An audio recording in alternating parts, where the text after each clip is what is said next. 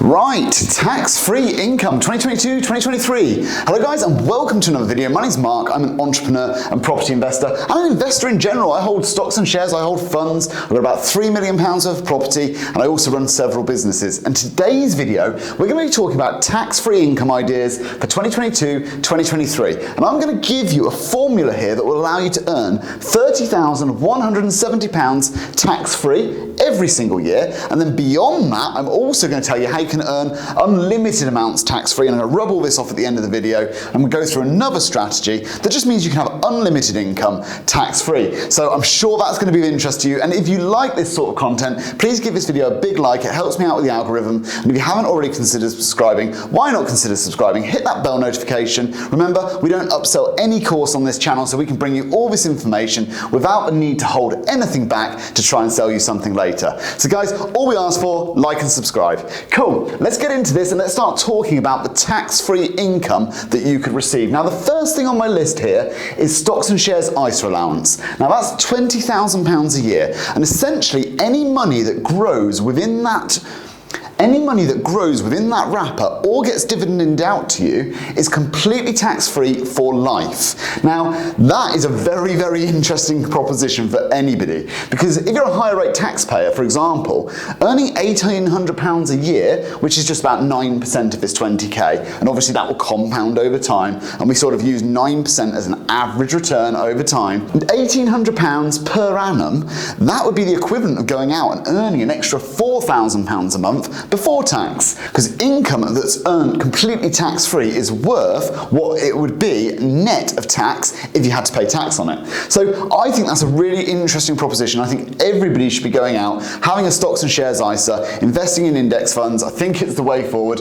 All the research I've done has personally led me to believe that index funds are pretty much the best way of investing in a stocks and shares ISA. Keep those fees low, market returns are absolutely fine, and ultimately, over time, you become incredibly wealthy. So, individual savings allowance, that's what ISA stands for. £20,000 a year you can invest. I know it's a large amount of money, but get that in and it's £1,800 a year compounding of income that's completely tax-free on average. Now, the next thing on my list is your tax-free allowance, and this is for income. So you can earn £12,570 per year completely tax-free. You used to have to pay national insurance on that, but they've upped the limit for the national insurance to the same as the tax-free allowance. So in my opinion, that whole £12,570 is completely tax-free. And that can be earned from an employer. Ultimately, that is your tax-free income allowance. The next one, I think people underplay this. It's the capital gains tax allowance. And this is £12,300 a year. So you pay capital gains on anything that you buy for one price and then later sell for a larger price. A good example would be index funds outside of an ISA, an investment property, that would be another good example. You don't pay it on cars, and ironically cars have gone up recently, but basically index funds, property, all that sort of stuff outside of an ISA, you pay capital gains tax on, but that allows you to invest more in those assets, and then if you liquidate those assets, you can claim your tax-free allowance on this. I've personally used this several times, mostly when I was liquidating my crypto holding, which I now have zero of, but I was using my tax-free allowance, my capital gains tax-free allowance, to liquidate that over a few years and make sure I didn't pay any tax on it. The next thing on here is interest and bonds. Peer-to-peer, investment trust, all that sort of stuff that pays you interest. So you can earn, as a basic rate taxpayer, £1,000 per year, completely tax-free in interest. As a higher tax rate payer, £500 per year, completely tax-free. So again, interest in here, you're probably going to get between 4 and 8% depending on the peer-to-peer lending platform, depending on the bonds that you go for, depending on the funds you might use. I use one called Artemis High Income. That dividends out about 4.6%, and it has a mixture of bonds and shares. I think it's 80-20, and that pays an interest payment to me every single month. I think it's 40 quid a month, something like that, and I'm in the higher rate taxpayer bracket. So, dividend allowance, that's the next thing on this list, is £2,000. So the next thing on my list is a dividend allowance, and that's £2,000. So again, you could be getting that from your fund and share account, where you may have some investments, and that might be paying you a dividend as well as growing on the capital gains front. You might also have a company that you have that might be able to pay you a dividend from any profits that it's made. But again, that's £2,000 per year, completely tax-free. And taken together, 1,800, 12,500, 12,300, let's assume 1,000 and 2,000 brings us to £30,170 of tax-free income. Now that is absolutely phenomenal, and I understand some people are going to be watching this going, yeah, but you got to invest, 20k in order to get this 1,800. That's a lot. The next thing on here, capital gains. I mean, you've got to invest probably 130k in index funds to generate at 9%, £12,300 a year on average. Again, all of these things are average. Interest, if you're getting sort of 5%, something like that, you'd have to invest 11,000, something like that, in order to get the 500. And the dividend allowance, you'd either have to have a company or you'd have to have a significant holding of investments.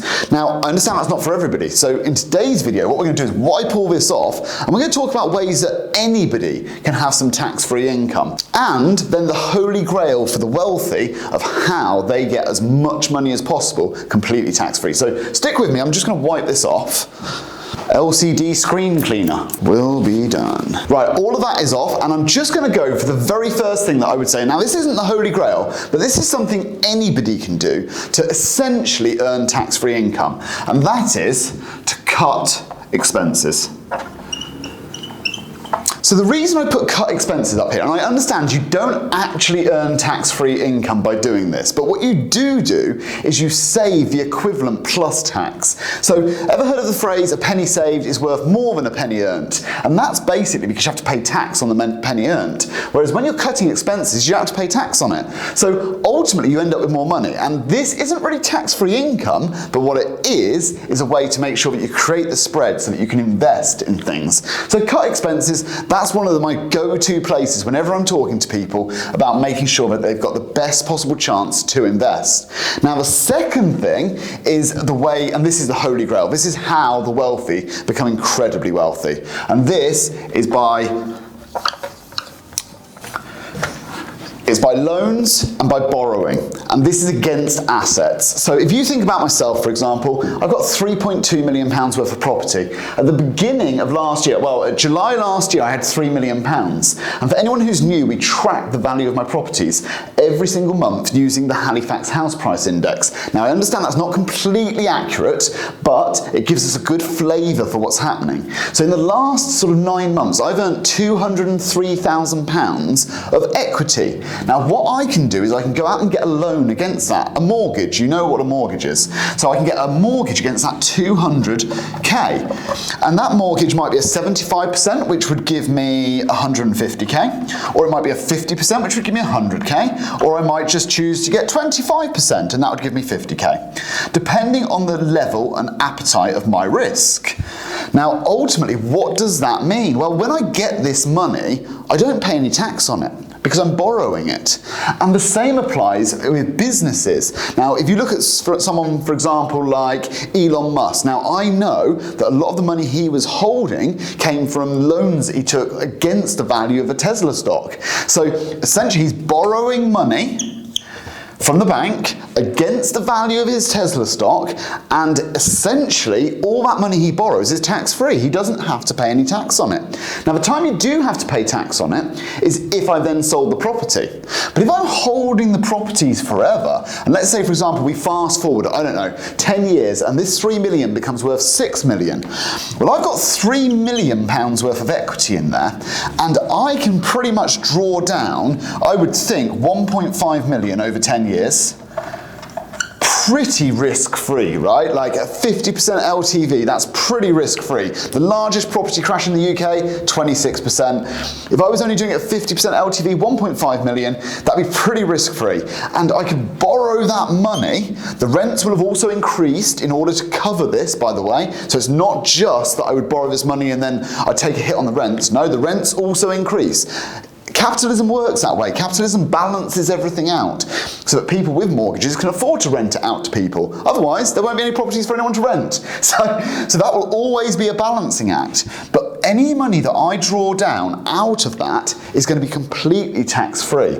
And this is how the mega wealthy and the wealthy, this is how they create tax-free income without having to move to the Bahamas or to Monaco or somewhere like that. But ultimately, if you want to do it in the UK, this is the way to have unlimited amounts of money completely tax-free. It's essentially capital gains and then borrowing against the value of that gain. So guys, I believe that is the holy grail. I believe that's the way that most people who I know who have become incredibly wealthy, especially in property, have managed their finances. And hopefully that gives you a bit of insight and a bit of motivation to maybe cut those expenses, maybe invest in that ISA, the LISA, all the different products you can invest in to buy property in order to be able to invest in it and let it grow over time. Because this took me 3 million, it took me 11 years to get to that point. That's not a short space of time. That's a lot of diligence and a lot of hard work that's gone into making that. So guys, nothing happens overnight. It does take time. Great things take time. And it doesn't take any time to smash that like button. So if you could, I'd massively appreciate it. And guys, I will see you on the next video. Any questions, put them down and I'll answer every single comment. Cheers guys. Good video.